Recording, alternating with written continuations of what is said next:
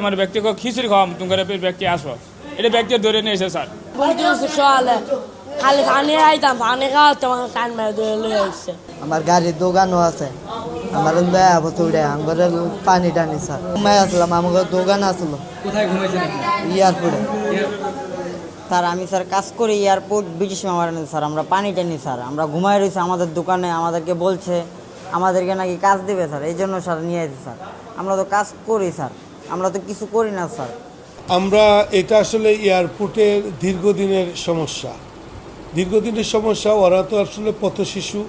ওদের পরিচয়ও একটা তেমন নাই তো ওরা এই জায়গায় থাকে এই জায়গায় ঘুমায় এই জায়গায় ওরা এইগুলা করে আমরা এইটা কিন্তু আমাদের রুটিন ওয়ার্ক আমরা ওদেরকে কিন্তু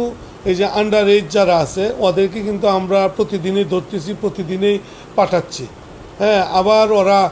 কোনোভাবে না কোনোভাবে আবার ছুটে চলে আসছে পরে গার্জেন সে যে সমাজ কল্যাণে বা ওই জায়গা থেকে নিয়ে আসতেছে তো এইরকমভাবে ওই প্রায়ই ওদেরকে আমরা সরাই আবার নাহলে নতুন নতুন লোক আবার আসে এটা যেহেতু একটা রেল স্টেশনও আছে রেল স্টেশনকে কেন্দ্রে কিন্তু পথশিশু থাকে আরও বেশি এরপর এখন নতুন আরেকটা প্রবলেম হয়েছে আমাদের বিআরটিএ নামে আরেকটা প্রজেক্ট হয়েছে যেটা হইলো এই জায়গায় স্টেশনের নাম ধরে এই জায়গায় থাকারও ব্যবস্থা হয়ে গেছে হ্যাঁ ওরা আবার এই জায়গায় এখন রাতে ঘুমায় বিভিন্ন জায়গায় চড়ায় ছিটে এই যে চড়ায় ছিটে ওরা বিভিন্ন গেটে বিভিন্ন ওভার ব্রিজে তো ওই জায়গায় যাত্রীরা গেলে ওরা পায়ে ধরে আবার অনেক সময় দেখা যায় ওদের হাতে মল থাকে হ্যাঁ মল দিয়ে বলে যে আমরা ডিল দিব নাইলে আমাদেরকে সাহায্য দেব হ্যাঁ তো ওদের শরীরেও বিভিন্ন জায়গায়ও আবার ওদের ব্লেড থাকে হ্যাঁ ব্লেড থাকে মুখের মধ্যে জিহ্বার মধ্যে ধরলেই সাথে সাথে নিজেদেরকে আবার ওরা কেটে ফেলে হ্যাঁ রক্তাক্ত করে ফেলে ওদেরকে থানায় আনলে ওরা আবার বাথরুম থেকে আবার ময়লা টয়লা শরীরে গায়ে মানে বিভিন্ন ওদের তো ধরেন কোনটা সুগন্ধ কোনটা দুর্গন্ধ কোনটা ময়লা কোনটা আবর্জনা এটা কিন্তু ওদের কাছে দেয় এবং যখন আমাদের হেফাজতে আসে তখন ওরা আবার বেশিরভাগ নিজে হাতরুম করবে নিজে দেখা যায় যখন ব্লেডটা থাকবে জিহ্বা নিজে কামড় দিয়ে নিজের জিহ্বা নিজে কামড় দিয়ে কেটে ফেলে এখন রক্তাক্ত হয়ে যায় তো এইগুলো আমরাও আবার তাকে অনেক সময় অ্যাক্সিডেন্ট করতে পারে করতে পারে তো জীবনের মায়াও নেই হ্যাঁ তো সেই ক্ষেত্রে আমরা তাদেরকে ধরি কিন্তু আজকে আমরা গত কয়েকদিন আগেও আবার একটা নিউজ হয়েছে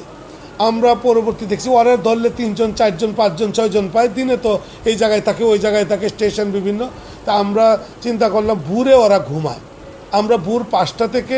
রেল স্টেশন এবং ওই আমাদের এয়ারপোর্ট গুলচত্বর কেন্দ্রিক আমরা আমাদের লাইন থেকে আবার ফোর্স আনি আমরা 20 জন আমরা থানায় মিলে টোটাল 40-50 জন ফোর্স মিলে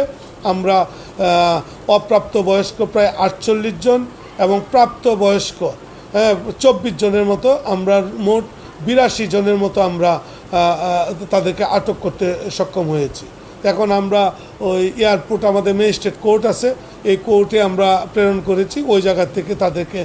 ম্যাজিস্ট্রেট তার সিদ্ধান্ত দিবে তাদেরকে কি করবে তাই আমরা আশা করব ওই যারা অপ্রাপ্ত বয়স্ক আছে ওরা সমাজ কল্যাণ মন্ত্রণালয় থেকে হয়তো সংশোধন কারাগারে যাবে ওদেরকে একটা এনে যেটা ম্যাজিস্ট্রেট স্যাররা প্রসিডিউর অনুযায়ী তাদের আইনের বিধি অনুযায়ী ওনারা ব্যবস্থা নেবেন আর প্রাপ্তবয়স্ক যারা যে অপরাধ করছে ওদেরকেও তারা ওই আইনের আওতায় এনে ম্যাজিস্ট্রেট স্যার যে সাজা দিবে আমরা এটা রেখেছি আমরা ম্যাজিস্ট্রেটে প্রসিড করতেছি তো ওনারা যে সাজা দিবে আমরা এটা আবার ব্যবস্থা নিব আমরা পৌঁছায় দিয়ে আসবো যদি আমাদের মিরপুরে বা বগুড়ে